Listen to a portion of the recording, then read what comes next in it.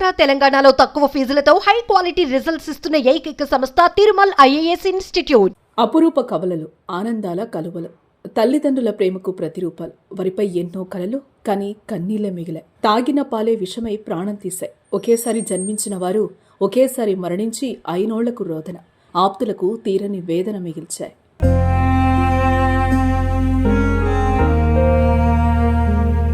కవల పిల్లలు జన్మించడం ఒక ప్రత్యేక అనుభవం. తల్లిదండ్రులకు అతిపెద్ద ఆనందం. ఆ ఆనందమే 4 నెలల కింద భూపాల్పల్లి జిల్లా గణపురం మండలం గొల్లపల్లికి చెందిన మర్రి అశోక్, లాస్యశ్రీ దంపతులకు కలిగింది.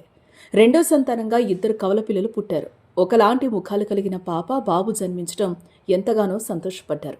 ప్రతిరోజు చూసి మురిసిపోయేవారు. చుట్టుపక్కల వాళ్ళు, బంధువులు కూడా ఆ కవలను చూసి ముచ్చటపడేవారు. కానీ ఒకేసారి వారిద్దరూ చనిపోవడం కన్నీరు పెట్టిస్తోంది. కాన్పు తర్వాత లాస్యశ్రీ పుట్టిల్లైన నగరపల్లిలో ఉంటుంది. 2 నెలలుగా కవలలకు పాలు పట్టేందుకు లాస్యశ్రీ ఒకే కంపెనీకి చెందిన పాల పౌడర్ ప్యాకెట్లు వాడుతోంది.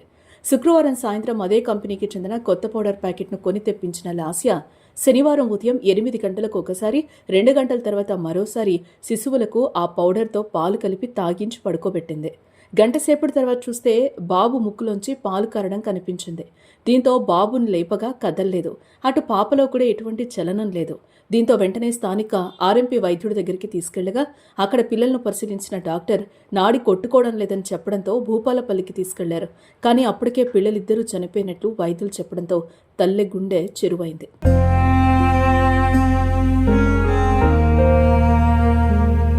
కవలలు పుట్టి వారు సంతోషంగా ఉండడంతో 4 నెలలుగా ఆనందంతో ఉన్న ఆ ఇంట ఆ 2 గుండెలు ఆగడంతో విషాదంలో కూరుకుపోయారు.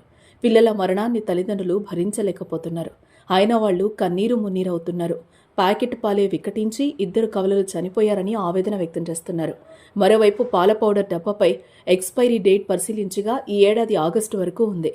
తల్లిదండ్రుల ఆరోపణలతో పిల్లలకు ఉపయోగించిన ఆ పాల పౌడర్ను పరీక్షల కోసం పంపారు.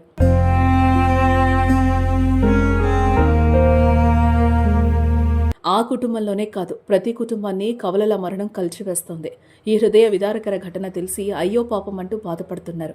మరి చిన్నారుల మృతికి పాల పౌడరే కారణమా, ఇంకేమైనా ఉందా అన్నది పరీక్షల్లో తేలనుంది.